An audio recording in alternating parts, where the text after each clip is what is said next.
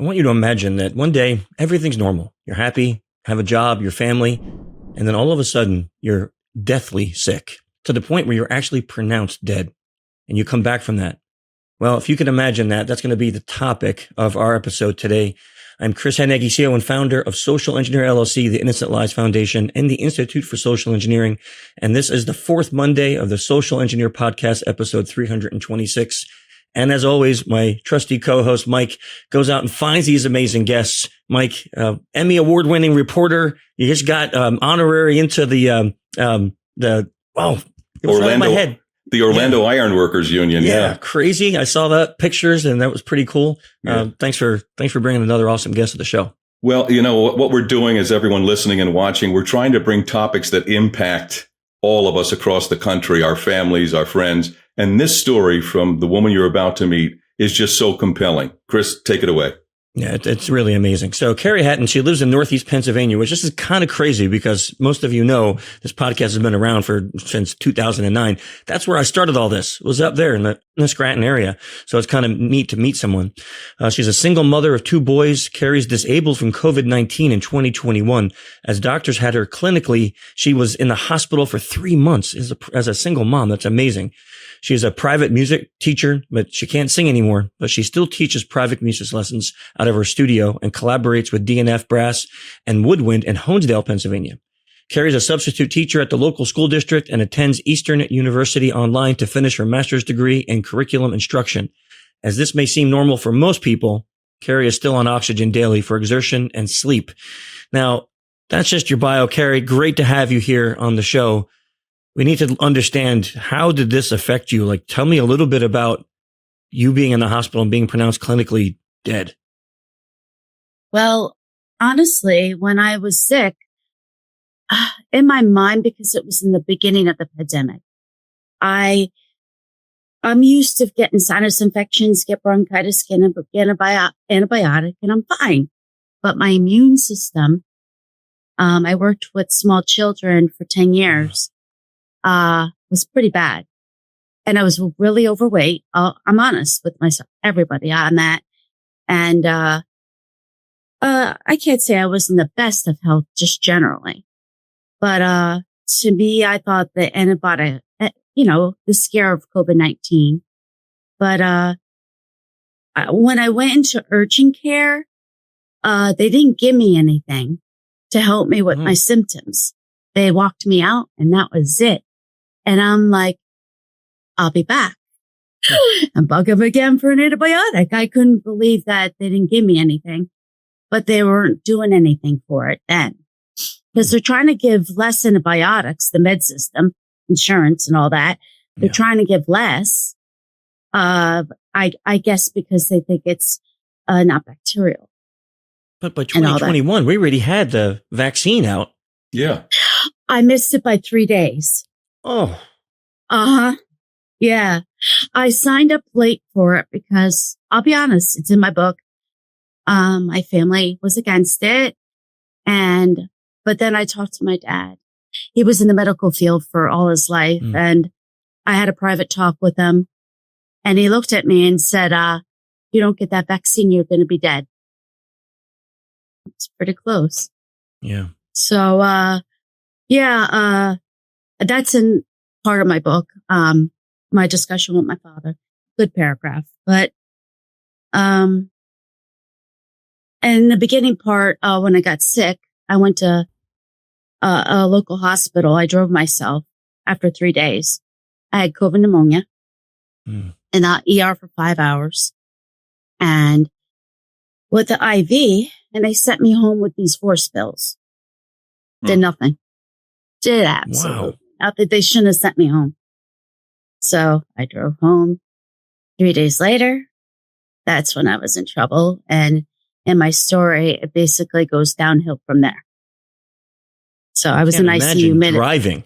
I mean, I had COVID a couple times, and the first time I had it, I couldn't get out of bed.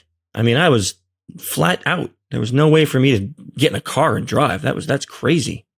It was rough. It was definitely rough. And according to them, my oxygen levels were still breathing well. So that's why they sent me home. Oh, boy. Even though I had COVID pneumonia. Yeah, I was shocked and I was trying to stay. They wouldn't keep me. So, 3 days later, I end up at 4 a.m. I called the ambulance because I woke up and my body I was shutting down. I was in trouble. I called an ambulance. I couldn't make it. I couldn't drive. And I walked myself in the ambulance because I didn't, where I lived at the time, I didn't want them worry about a gurney and everything. I just walked in, said, give me oxygen and get me there. How old are your kids at this time? At that time, I had a middle schooler, I want to say 7th, 8th grade, Wow. and one maybe a sophomore in high school. Oh, so they're young kids. So there. 16. Yeah. So probably, so you were 16. So then, 14 maybe, 13, 14. Grant was my youngest. Yeah. Okay. So before we go on with the story, tell me what's the name of your book? Clinically Dead, a COVID-19 Walking Miracle. Okay. Because we're going to definitely get the link to that and get that onto the show notes. I want people to know that's what we're talking about here today. So, okay. So what time of the year is this? Also, this is all happening? April of 21. Okay. So April. So you're not, I mean, I know Pennsylvania can still be cold. I mean, I had 4 inches of snow in May, right? Yeah. Right. That's what forced me to move here. That one year we had 4 inches of snow in May. I'm like, I'm out. But so you walk out into the ambulance. They get oxygen on you. You get to the hospital. Please tell me they don't kick you away again. No. They had a medical team, 10 of them waiting for me. Oh. In the ER. Because it was so early. Can't say it was busy. Probably not. But I was in the gurney. I'm like, uh-oh. I looked up because I was alone and my oldest took care of my youngest. They were going to get ready for school. And I said, call mom and dad, call everyone. I said, because I told them I told them to take responsibility. Yeah. And, the ER, they wouldn't talk to me. And I was so dehydrated. I felt so parched. And I said, can I get a cup of water? Because I knew an IV was already in. I knew, I wasn't allowed to have food. And I wasn't hungry anyway, but I knew I was in trouble, but I didn't know. So I said, are you girls going to talk to me after maybe a half hour? Like no one would talk. All they would do is skim around and run around. They're like, honey, you're being admitted to ICU. Oh, okay. I didn't think anything of it. Yeah. I really didn't. ICU is not a great place to be. No, that's not a great place. I'm just curious. I want to know, because Chris brought up your book, and I'm glad. Why are you going public with this? Because let me just say this. You know me, I always doing research. I check with the World Health Organization. Through the end of August, 1.1 thousand deaths related to COVID-19 in 2025. So this thing, and you know there are new variations coming out all the time. Yes. So I think it's important that you're going public. And I think it's important, as Chris was alluding to, the symptoms. How did you present? You were struggling? Was there a temperature? Were you sweating? What was it? So people understand this could happen to anyone. So really, I had just honestly trouble breathing, but my body, I'll be honest with you. When I woke up at 4 a.m, I stood up and I urinated. My body functioning was shutting down. And that's when I panicked. Yeah, you had no and control. I'm like, and then I knew I was in trouble, but those pills didn't do nothing. Yeah. And I don't remember what I was prescribed. I'll be honest with you. I don't. And those pills did nothing. But, why am I going public? Because I was on the ventilator in ECMO. Eventually I was life flighted and I was dying. And my right lung kept collapsing. I had MRSA and sepsis on top of that. Oh, jeez. And I had to learn to walk again. It took 6 months to figure out how to walk.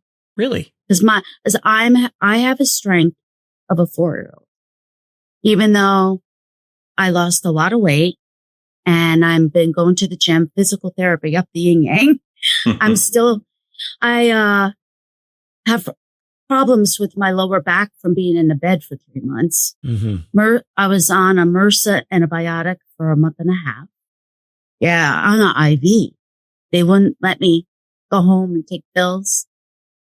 And of course, still through the pandemic, I could not see my children at all. Of course. That had to be because awful. of their age. They were under 8. Oh, yeah. Mentally, I was more messed up too. I'm going to be honest. In the beginning part, after I woke up, because I was on the ventilator now, they put you on fentanyl. And fentanyl, I didn't know what I was on. All I knew was I thought I was going to get murdered because the dreams are so horrific. Oh, geez. When you wake up from a ventilator. Right. So when I woke up, I was petrified because I didn't know if it was real or it was fake. Yeah. You know? And when the psychologists come in, I said, what the heck are you giving everyone? What are you doing? No wonder people are having heart attacks while on the ventilator. I said, you got to figure out the juice thing. Yeah. Whatever you're giving us to put us to sleep because you're scaring the heck out of us. You know? And I had 2 similar friends that were on the ventilator too, had the same problems. Same. We talked, we called. Well, the one person we talked on the phone, he goes, we need to talk. I said to him, I need to ask you, after you woke up, from the ventilator, he goes, Carrie, I thought my wife and children were dead. Someone murdered them in my dreams. Oh boy. So these dreams, whatever the fentanyl was doing while we were ventilated, it's just horrific dreams. Anyone that knows me knows I started this podcast in 2009 because I love to continually learn. And as a lifelong learning lesson, I've had guests on my podcast from a massive range of sectors. That is why I'm especially honored to say that this episode is sponsored by MasterClass. I've been a fan of MasterClass for a very long time, ever since my wife bought me a subscription years ago. I remember when I had Chris Voss on this very podcast, I couldn't believe what I learned from him in just 30 minutes.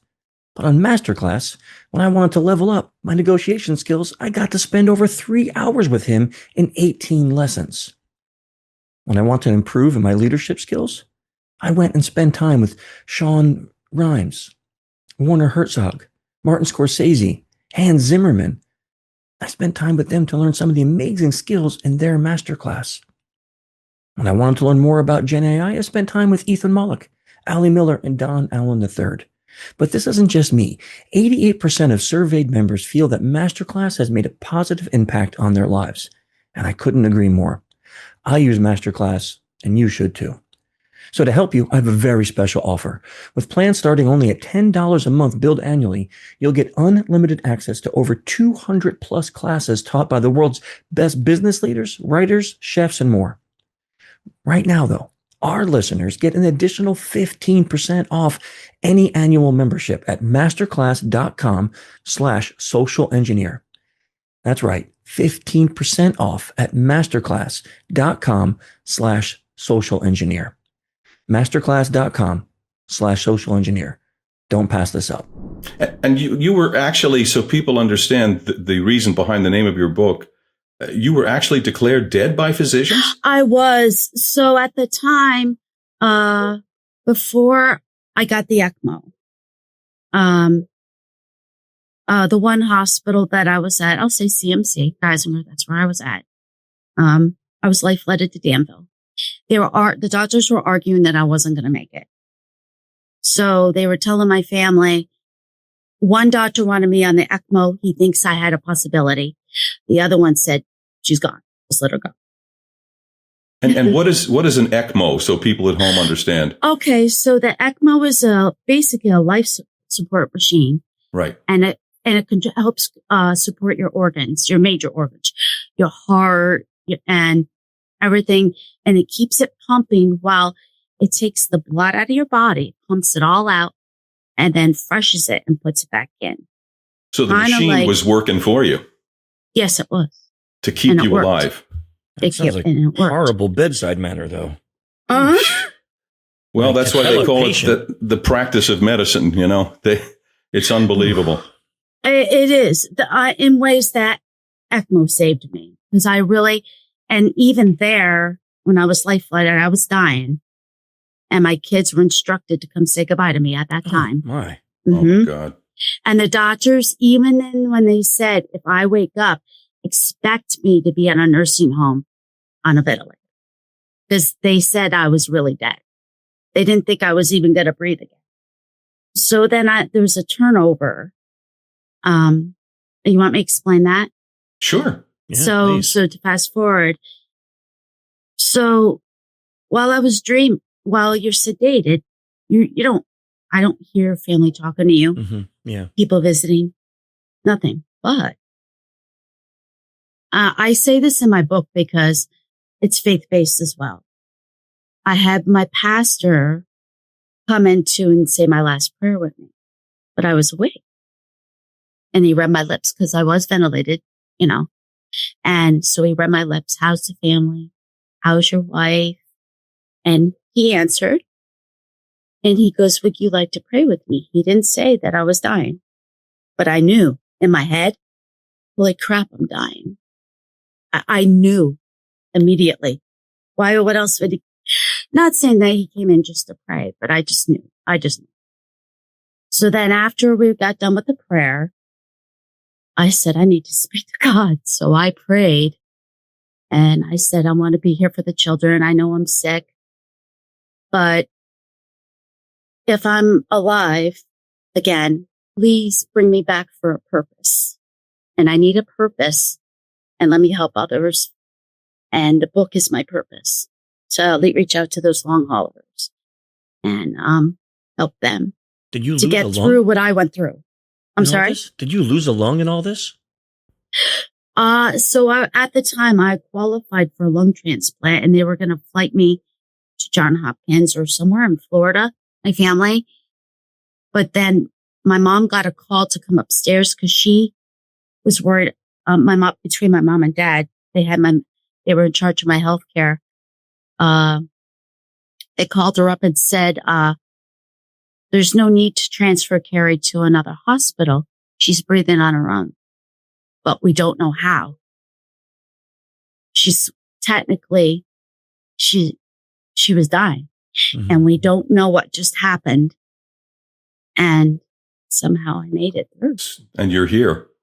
And So I'm here. how common? I don't know much about long COVID. I hear about it, but do you know how common it is?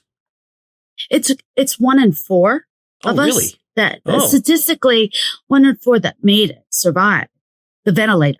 See, that's the thing now. Only They 1 say in 4 survive. Mhm. Statistically, it's really small. And the fact that, the long COVID, I learned kind of later, like a year later, because I went through 4 pulmonologists because 3 of them couldn't help me. Do you Because I have have the to- other symptoms? Excuse me, but do you have the other symptoms I've heard about? Loss of taste, smell, brain fog. Do you have those symptoms as well? All of it. Well, I got my taste Really? back Oh, did you? and smell. Yes. My smell wasn't as strong as it was. Like, it took time. And they said, take supplements to try to, bring it back. And I'm all about supplements Mm-hmm. because I lost all my hair. I think up Really? to here. Yeah. I had to get I didn't have to, but mentally Of course. I had long hair down to my lower back. That tells you it was a mess. I matted and everything for months. And, I got a halo extension to get me through that.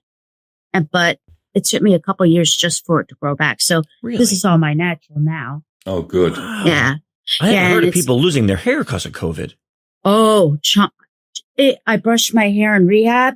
Chunks just came right out, like shedding like an animal. It must have been the stress on your body from being on the ventilator and dying and not Probably. dying and things like that. That just your body couldn't keep up with normal activity like growing hair.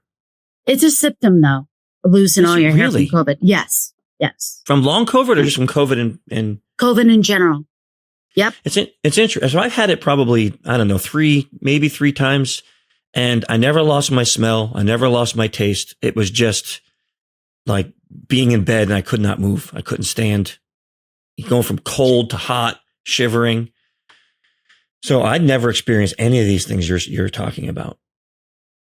So my breathing, I was telling Mike before you got on that my breathing has to do with exertion. So people understand, because I'm not sitting here with an oxygen through my nose. Yeah. So, but if I go up a flight of stairs, my levels drop fast. Mm-hmm. So for example, this is what I use is I go on the treadmill to strengthen my lungs, but rehab did nothing. They took me out of rehab because every time I walked around the room and I didn't have oxygen and my stats went below 90, because 90 to 100 is generally normal for breathing. Right. It would go beep, beep, beep, beep, beep, beep, beep. And they're like, oh my God, you got to stop. You got to sit down. And I'm like, I'm not getting anywhere. I'm not getting any better for me sitting down every time that monitor goes off. Give me oxygen and work out. So it made me mad because I was like, I'm wasting my time being at rehab because I can't. So I went to at that time, I went to the pulmonologist, said, put me on a concentrator and let me work out.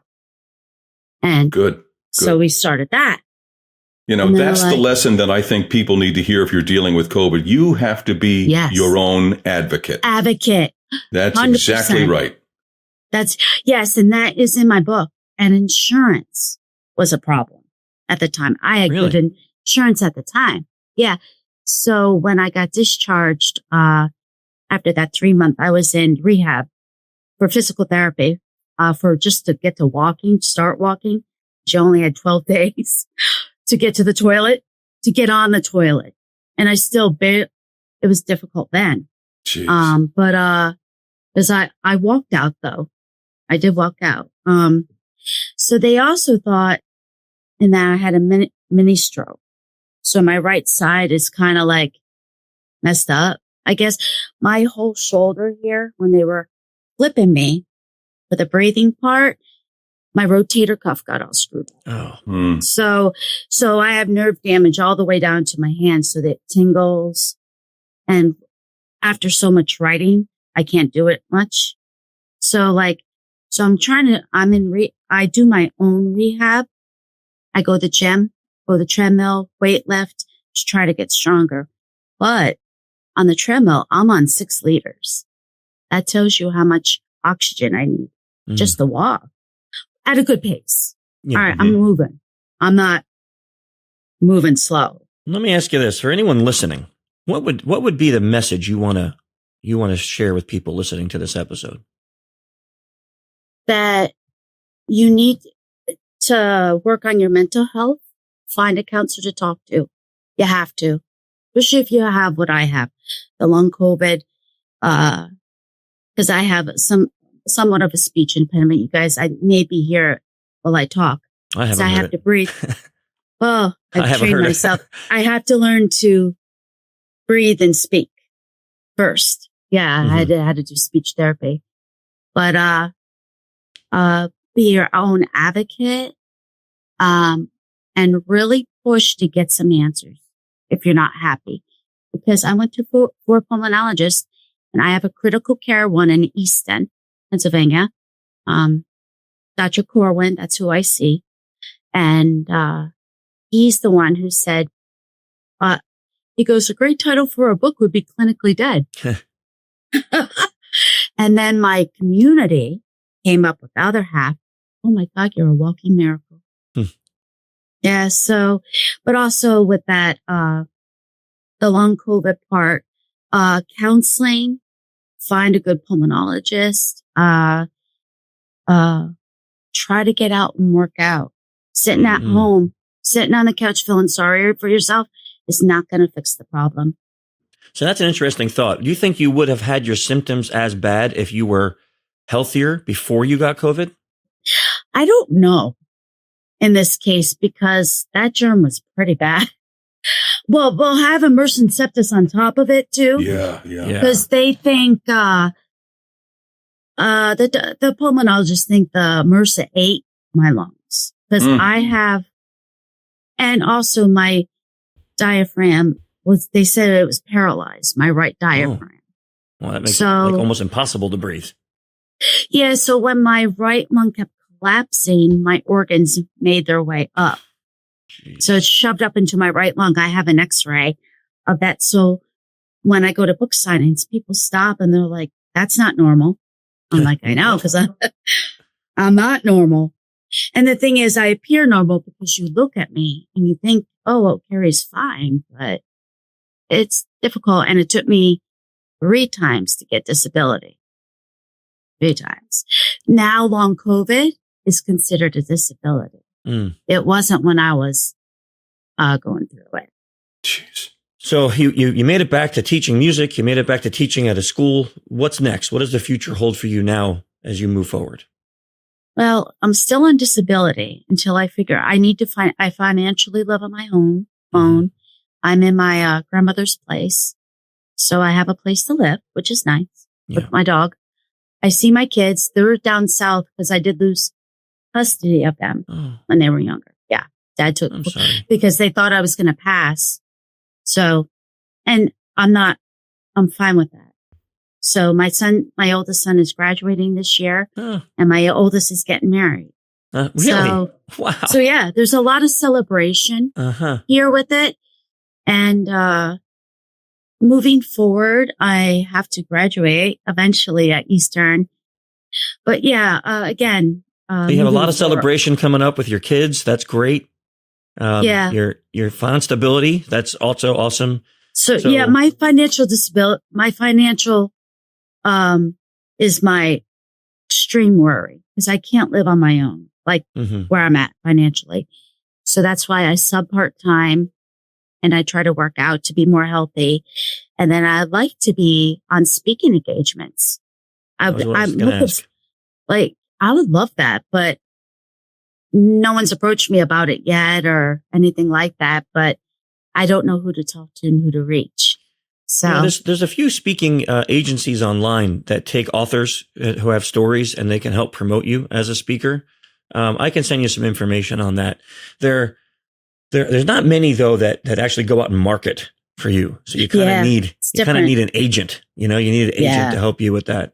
Because your story is interesting and I think it could help a lot of people.